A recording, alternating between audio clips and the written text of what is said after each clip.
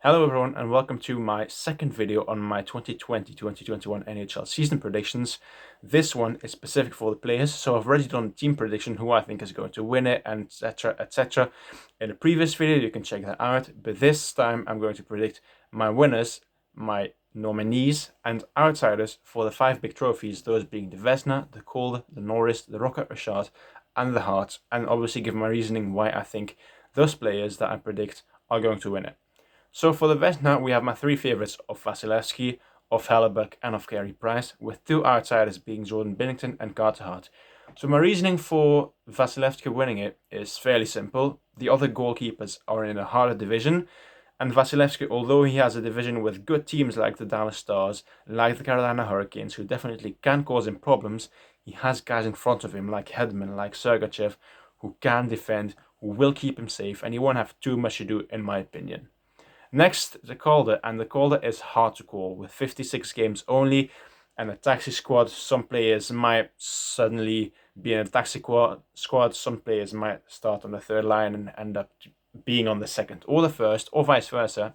And my 5 favourites for the Calder are Lafreniere, Kaprizov, Sorokin, Shesterkin, or Tim Stützle. And outsiders are Quinton Byfield, maybe Bowen Byram. I wouldn't be surprised if we see a defenseman win it for the second straight year. And at that, a Colorado defenseman. Maybe Marco Rossi, maybe Cousins. And maybe Lettinen, in a similar vein to Kubalik, that he's an older guy coming into the league and he immediately hits it off. But I don't think it's going to be any of them. It's going to be Tim Stützle for me. Tim Stützle is going to have a big role on the Senators, in my opinion. Lafreniere has guys like Panarin, has guys like Zibanejad in front of him, and it's going to be hard to crack. But Stützle, I think, is going to come straight in, slot into the top 6, maybe even the first line, but that depends obviously with Brady Tkachuk. And I think he's going to have a huge impact on that Ottawa team, who I don't think are going to make the playoffs, but he is going to be good, in my opinion. Next, the Norris. And the Norris, it does bug me that it's basically a trophy for defensemen who rack up the points. And defensive defensemen don't get considerations. So guys like Colton Parayko would not get considerations, although in my opinion, he's one of the best defensemen in the league. So for me, it's fairly simple. It's going to be Victor Hedman. Victor Hedman is great on both ends of the ice. Obviously, his point production is incredible. He's on that first power play unit with guys like Braden Point, like Stamkos, with normally Kucherov as well, who obviously is going to sit out the season. But he's in an easier division than some of the other favourites, such as John Carlson, such as Alex Pietrangelo. And I think for that reason, he's going to get it. The outsiders, for me, keeping true to the theme of you need to rack up points to get consideration for the Norris, are Morgan Rielly, especially since they've got TJ Brodie pairing up with him now, so he's got more freedom than he previously had. Roman Josi, for me, would still be a favourite. Gail McCarr, perhaps. Gail McCarr obviously won the Calder, last year. And I wouldn't be surprised if he ended up winning the Norris, especially on a stacked team like Colorado, with guys like McKinnon in front of him. But perhaps he will get paired with Bowen Byram, as obviously that's going to be their 2 main guys going into the next 3 years. So it wouldn't surprise me if we saw him paired up with Byram, and therefore his productivity just drop off a bit. Although with a guy like Byram, you never know. Eric Carlson or Brett Burns are obviously considerations for me if both manage to be healthy. But San Jose Sharks right now, especially with the Evander Kane situation, we don't know how they're going to be. We don't know if Evander Kane is even going to play. And if he doesn't, that's a big loss for them. So also a big loss for the defensemen who need to rack up the points. Dougie Hamilton could perhaps get some voice for me. Miro Heiskanen. And obviously the 2 big guys in Seth Jones and Zach Werenski for Columbus. You can never discount those 2. The second to last trophy, the Rocket Richard. So the favourites obviously are Ovi, Matthews, Pasternak, Draisaitl, McDavid, and Nathan MacKinnon. And I'm first going to discuss the nominees and then my winner, and the winner I think will be Nathan MacKinnon. So Ovi in the hardest division.